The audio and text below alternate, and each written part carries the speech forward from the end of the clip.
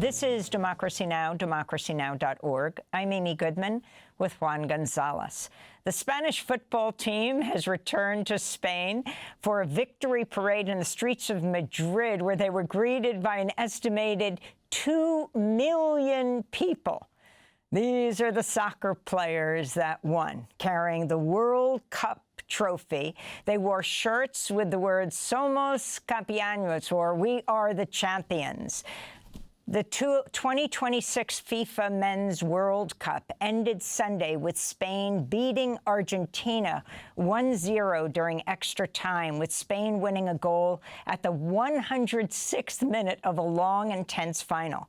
In Gaza, too, Spain's win was widely celebrated. Spain's support for Palestinian rights and Israel's backing of the Argentine team turned the final into more than just a football showdown. Meanwhile, FIFA has opened an investigation into the ugly brawl that followed Spain's victory, with several players from Argentina facing bans. As Spanish soccer players ran onto the field to celebrate their victory, some of Argentina's players appeared to attack members of the Spanish team, including the Spanish midfielder Rodrigo Hernandez, or Rodri, who later won the FIFA Golden Ball as the tournament's best player. On TikTok, Fox Sports posted a video that went viral after the game ended. Spain's teenage star, Lamine Yamal, is seen praying on the field while nearby Argentine players started clashing with some players from Spain. Fox Sports captioned the video two very different scenes. Lamine Yamal is a 19-year-old star who was born to a father from Morocco and a mother from Equatorial Guinea. The game also marked the first time he faced off against the Argentine soccer star, Messi, who is widely considered one of the greatest soccer players ever. But it was not the first time they met. Images have gone viral of their first meeting in 2007, when a 20-year-old Messi was photographed holding a 6-month-old Lamine Yamal in a plastic baby tub. Last week, UNICEF reposted the photo on X, writing, "Yes, those photos you've seen are real. More than 18 years ago, a baby named Lamine Yamal and his mom, Sheila, met Lionel Messi at a UNICEF fundraising photo shoot," unquote. UNICEF also posted a video describing the photo shoot. 50% of calendar sales went to UNICEF to contribute to UNICEF projects which support children's rights. And we have it here, in the photo showing the month of January 2008, Leo Messi appears helping to bathe Lamine Yamal next to his mother. The photographer Joan Monfort has said that Lamine Yamal stole Messi's heart because he was always smiling and he was very nice. In other World Cup news, President Trump was booed by fans as he walked onto the field alongside the FIFA President Gianni Infantino to take part in the post-game trophy ceremony. Later, Infantino tried to usher Trump away as he tried to stand in front of and then beside the Spanish team as Rodri lifted Spain's trophy. Well, as the most expensive and financially lucrative FIFA Men's World Cup comes to an end, we're joined now from Toronto by Jules Boykoff, author of Red Card, the 2026 World Cup, Sports Washing, and the FIFA Greed Machine. Also, the book Kicking, a memoir about his former life as a professional soccer player. Jules, thanks so much for joining us again. Can you talk about the significance of what took place? Also, Spain now enjoys having both the World Cup trophy for the men and the women, the only country in history. Well, a lot of people out here were cheering for Spain for a lot of reasons. First of all, they play beautiful football. Second, their football is all about collectivity. Their star player, Lamine Yamal, he has to adjust to the structure of the team. On the flip side, with Argentina, their superstar, Lionel Messi, the team has to adjust their structure to him. It's much more individual-based, unlike any team really I've seen in recent World Cup history. This reflects wider currents in both of the countries. Pedro Sanchez and the socialists that he works with have advanced a more humane immigration agenda in Spain. They're pushing forward green policies. They're talking about bringing an investigation against Benjamin Netanyahu for war crimes, for what Israel did to the flotillas that recently tried to reach Gaza. On the flip side, you've got Argentina, led by Javier Milei. As you noted, Netanyahu supported Argentina, not so much because he's a Leo Messi fan, but because he's a big Javier Milei fan. Milei is an extreme libertarian who embraces the zombie neoliberal capitalism of the 1990s with great fervor. So you couldn't have much more of a sharp divergence in terms of the two teams that made the finals and what they mean for the bigger politics of the world right now. And Jules, what about the FIFA itself? Clearly, the World Cup was extremely popular, not only in the United States, but throughout all over the planet. But FIFA reports that it will bring in, has brought in $15 billion in revenue. The greed that is at the center of the FIFA organization. I wonder if you could talk about that.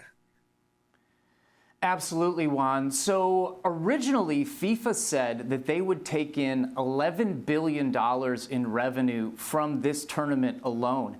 That itself would have been more revenues than any sporting event in the history of sporting events. Instead, their projections are more like $15 billion.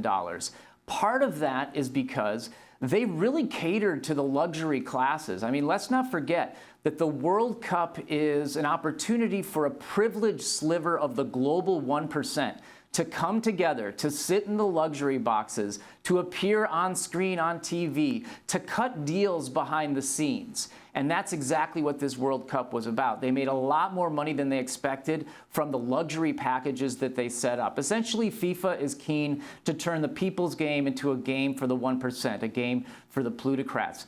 Going into this final, the average ticket price, according to SeatGeek, was $12,000. $12,000. Who can afford that? There were tickets along the sidelines that were selling for $1 million a piece.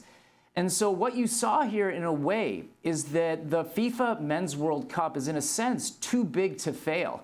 And as we've seen with other situations where there's a too big to fail mentality, that is a dangerous recipe, whether we're talking about the 2008 financial collapse, where banks survived and in fact thrived, where we saw an upward transfer of wealth, trickle up economics, if you will. Similar dynamics are in play here with FIFA. Moving forward, they're in a stronger position perhaps than ever. And I wanted to ask you also, there were three countries that were hosting this World Cup: Canada, the United States, and Mexico. But at least one of those leaders, Claudia Sheinbaum of Mexico, had a different approach to especially when the Mexican team played. She would not go into the luxury boxes, but instead stayed in events, in communities in Mexico itself. Wondering the difference in her approach versus, let's say, a Trump or the Canadian Prime Minister. Claudia Sheinbaum did the right thing. She gave away some of her free tickets to people who would otherwise never be able to attend a match. And you saw from the two leaders in Sheinbaum and Trump a sharp contrast. Sheinbaum using the opportunity to stay in tune with her own politics, and Trump using the opportunity to essentially weaponize the event for his political advantage. More specifically, everybody knows about the rescinded red card heard around the world, where U.S. forward Folarin Balogun received a red card in the match against Bosnia, and President Trump called his BFF over at FIFA, the President Gianni Infantino, and pressured him to overturn the penalty for that red card, thereby politically intervening. It should be noted that when other countries have politically intervened in the machinations of FIFA, they've been suspended. Whether it's Pakistan, whether it's Kenya, whether it's Zimbabwe, they paid a price. Donald Trump, he benefited from his political intervention. But his weaponization of this tournament for political gain goes far before that particular incident. After all, he banned the award-winning referee from Somalia Omar Abdul Qadir Artan from participating in the tournament, interrogating him for 11 hours and then sending him on a plane to Turkey and eventually home to Somalia.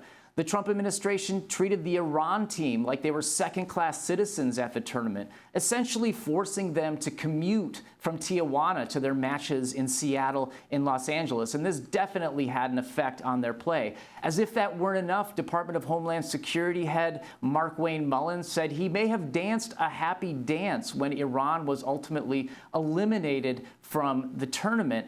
And so you can see that the Trump administration was active weaponizing. As if to go further, the Department of Homeland Security's X feed issued a number of racist and anti-immigration tweets using the U.S. men's national soccer team players as their political backdrop. They issued a tweet that read, "One nation, one homeland, one team." And if that sounds like Nazi propaganda, that's because it essentially is. It mirrors Nazi propaganda from the 1940s. One of their slogans was "One people, one realm, one leader."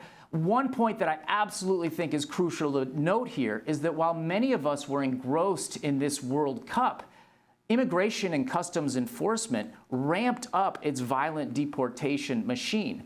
During the actual World Cup, we saw a surge from ICE detentions. At one point, they were averaging 2,000 detentions a day, right in the thick of the World Cup. Now, this isn't quite the 3,000 a day fever dream of Trump's assistant, white nationalist Stephen Miller, but it's still almost double what was happening before the month that the tournament started. And so the World Cup helped Trump advance his agenda. It deflected attention from a lot of people away from his brutal immigration program, and it sets him up well to do the same in Los Angeles in 2028 when the United States hosts the Summer Olympics. And as we finally wrap up, Jules, you have all of that, and then you, though, have running counter to throwing immigrants out of the country. I was just in Kansas City this weekend. The flags of so many nations were fluttering in the wind in Lawrence, Kansas, where they hosted the Algerian soccer team.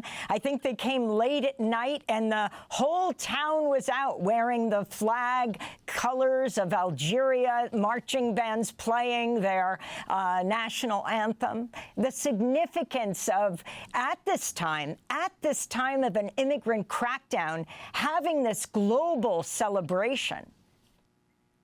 This is extremely significant because people across the country, whether in Lawrence, Kansas, whether in Portland, Oregon, where Jordan was based, they stepped up and showed the world that the United States population cannot be distilled down to the MAGA version of the United States that is often projected to the world.